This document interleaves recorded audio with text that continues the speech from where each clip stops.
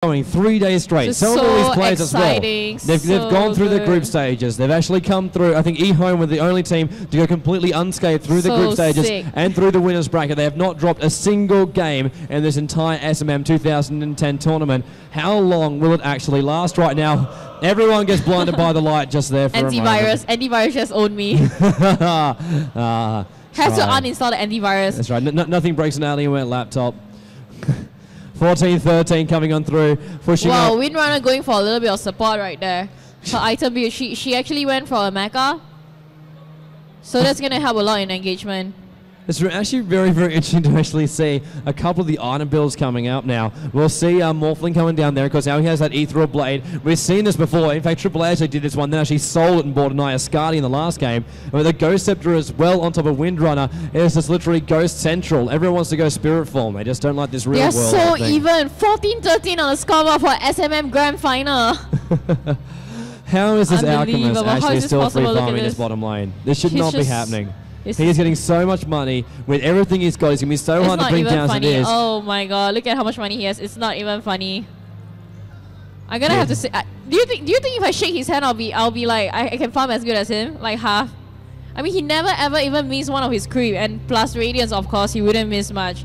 They're just sticking to their side of forest. They're playing super defensive, waiting to catch someone, just waiting for the chance to catch one of the players out of position or making a mistake. Yeah, but you know, they really cannot afford to make a mistake. It's really, really hard to actually say, can you make a mistake? It doesn't really happen from LGD or Ehome. There's been a couple of what is this? A couple of weird moments, but it's just like you gotta make your own opening when you play two teams of this quality right now. So it's a big thing to actually watch out for. Also to actually see Cold running around the middle lane with a Geometry sight, trying to go for those counter walls, trying to get control of this map back up again as fast as they possibly can right now. Of course, once you control the map, then you can push the towers down. If you can predict the gang coming, then of course you can avoid that massive team battle, and then you basically make your own opportunities just then. You have those walls out, you can see who's actually going to be coming at you, then you can blink and across, you can get those stuns going off, and you can really get the initiation and try and make it a 4v5 before the battle even starts. That's what you always want to try and do during those big group engagements. And wow, really? Witch Doctor? Fair enough. I mean, definitely going to try to see a 4-1 push coming in because they need to keep the pressure one lane, always baiting and try to split the other team up. Straight away, going to his replicate is the Morphling. He has pushed the creeps all the way in, right into the doorstep of the Sentinel team. Ehome is being pressure back right now. In the earlier in game, Ehome was like trying to push so hard.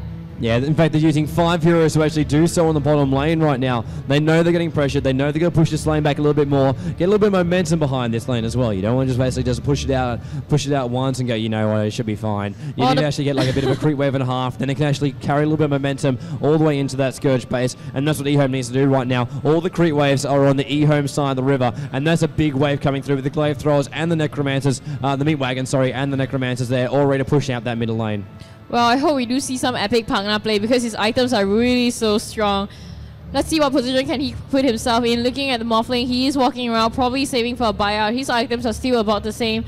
You do have to remember that LGD and Ehome actually meet each other a lot, you know, in China during their LAN offline tournaments. So they do know how each other play, which is the reason why they are playing so defensively right now, because they know that each other, they wouldn't make mistakes. It's really hard for them to make mistakes, and it's always a split-second hesitation that always cause some, you know, split in communication that causes them to lose the engagement. Yeah, it can be like that too. I just love the fact that they're so even, right? They are just awesome. They're the best in China, and that's why they're here in the grand final.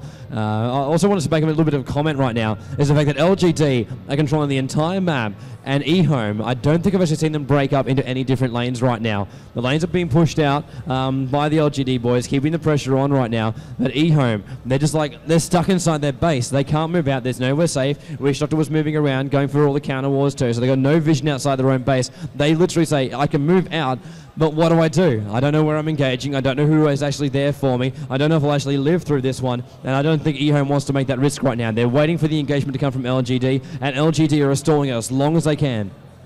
Look at the Alchemist item. He went for a diffuser. What do you think about actually, it? Straight for Morphling. Straight for Morphling. I want to try and lock him down as fast as they can, because you look at him just farming that bottom lane. 152 stand at 114 plus. There's a 78 agility on top of the 124 agility he has currently running on him. It is so damn beefy. You know what I can see happen is that when they get into an engagement, right, what LGD will try to do is just defuse and hex and just disable the Alchemist, totally ignore him, which is what we saw in the early game. That was what Ehome did to LGD. They can take a leaf out of the book, disable, hex the Alchemist, and just go for his support hero, go for the sniper. But the sniper is dealing out so much damage at the moment. He has the MKB that deals so much. I mean, look at how much money he's keeping. I just want to go over to his chair and ask him what is he saving for, because I'm really excited at the moment. He has so much money. At the top lane, Pangna is still trying to pressure the top lane.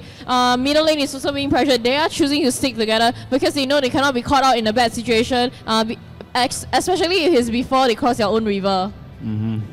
That is actually Titan coming down towards this bottom lane now, giving a bit of a hand. Alchemist, CM, Visage, Sniper, all spotted down there on the bottom lane. So it looks like we're actually going to see Ehome start to group themselves up here. They might go for that tier 2 tower on that bottom lane if they can keep the pressure up. It might be enough right now, but looks like everyone actually disappearing from that bottom lane, not appearing on the creep lanes at the moment, with the mid lane being pushed in there by the center creep wave. Oh, I see his money being spent. What did he buy?